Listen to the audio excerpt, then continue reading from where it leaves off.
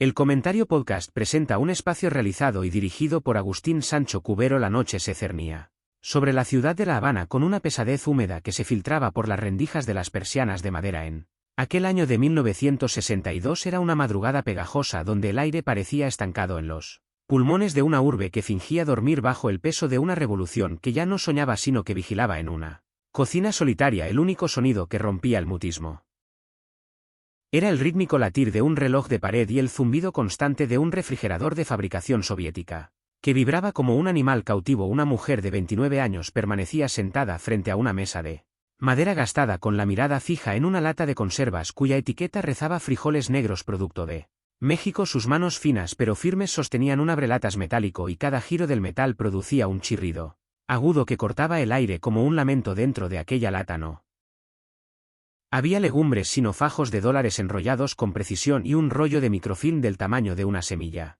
de naranja junto a un mensaje cifrado que confirmaba el próximo contacto. La mujer se llamaba Juanita Castro y en la habitación situada 2 pisos más arriba dormía el hombre que controlaba cada destino en aquella isla, su propio hermano Fidel. Juanita era la quinta hija de Ángel Castro, un emigrante español rudo que había labrado un imperio de caña y sudor en las tierras orientales de Virán, y de Lina Ruth, la mujer que pasó de ser sirvienta a dueña del hogar desde su infancia en 1933. Juanita no fue una niña de porcelana ni una señorita dócil criada para el bordado y el silencio.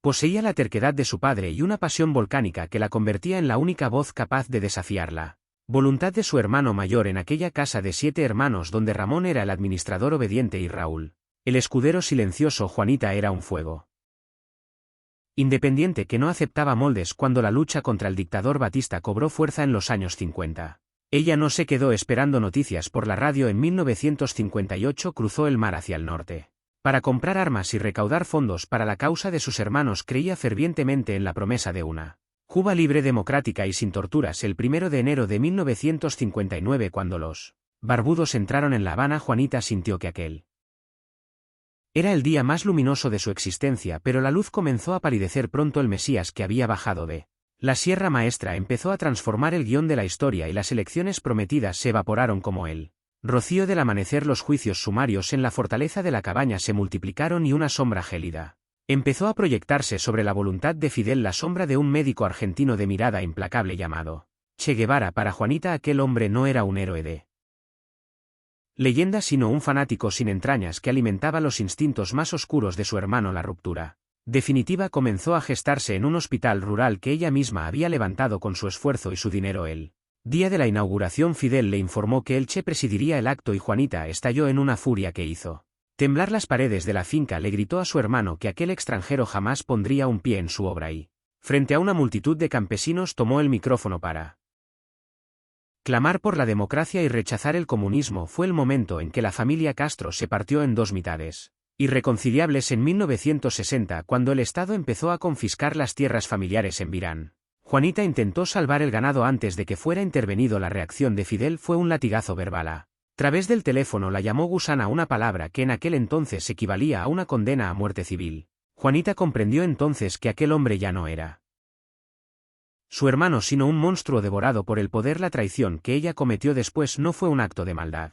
sino una respuesta a la traición de los ideales que ambos juraron defender. En junio de 1961, en una habitación del Hotel Camino Real de la Ciudad de México, Juanita se reunió con un hombre que se hacía llamar Enrique, pero cuyo nombre real era Tony Sforza, un oficial de la Agencia Central de Inteligencia. Aquel encuentro marcó el nacimiento de la agente Donna. Juanita aceptó colaborar bajo 2 condiciones innegociables: no participaría en planes para asesinar a sus hermanos y no recibiría ni un solo centavo por su labor. Durante 3 años su vida fue un equilibrio precario. Sobre un abismo de terror recibía las latas de conserva cargadas de mensajes y dinero que luego distribuía entre las familias de los presos políticos o utilizaba para financiar rutas de escape para los perseguidos. Cada noche sintonizaba una radio de onda corta esperando la señal musical. Si sonaba un vals de Marchetti sabía que estaba a salvo, pero si las notas de Madame Butterfly de Puccini inundaban el aire debía quemarlo todo y huir porque el G2 estaba tras sus pasos. Convirtió su residencia en el elegante barrio de Miramar en una casa de seguridad donde escondió a más de 200 personas marcadas por el régimen, ayudándolas a cruzar el estrecho de la Florida hacia la libertad. Mientras tanto, Raúl, el hermano menor y ministro de Defensa, observaba los movimientos de su hermana con una mezcla de afecto y desesperación en 1963 tras el funeral de su madre. Lina Raúl se sentó con Juanita y le mostró un expediente que contenía pruebas de sus actividades clandestinas. No fue una orden de arresto sino una advertencia de sangre. Le dijo que Fidel estaba furioso y que debía marcharse antes de que la protección familiar se disolviera por completo en junio de 1964 con la excusa de visitar a su hermana en Majuanita.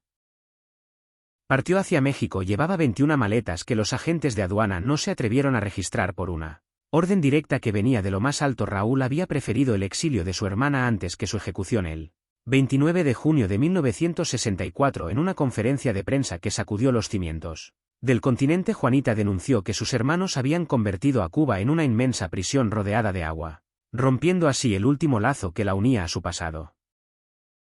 Fidel respondió con un comunicado gélido y prohibió que volvieran a mencionarle el nombre de su hermana. Juanita se instaló en Miami pero no encontró la paz que buscaba. Los exiliados la miraban con sospecha e insultos, incapaces de perdonar su apellido, mientras que el régimen de La Habana la borraba de los libros de historia. En 1973 compró una pequeña farmacia llamada Mini Price donde trabajó detrás del mostrador durante 35 años despachando recetas y escuchando las historias de otros desterrados. Nunca se casó ni tuvo hijos. Sus únicos vínculos eran las mujeres a las que había ayudado a escapar décadas atrás. En 2009, a la edad de 76 años, decidió contar su verdad en un libro donde afirmó que ella no había traicionado a Fidel sino que Fidel los había traicionado a todos. Juanita Castro murió el 4 de diciembre de 2023 a los 90 años en un hospital de Miami, la misma edad que tenía Fidel al fallecer. La noticia pasó en silencio por las calles de La Habana, pero su historia permanece como el testimonio de una mujer que eligió su conciencia por encima de su propia sangre, convirtiéndose en la espía que compartió el hogar con él.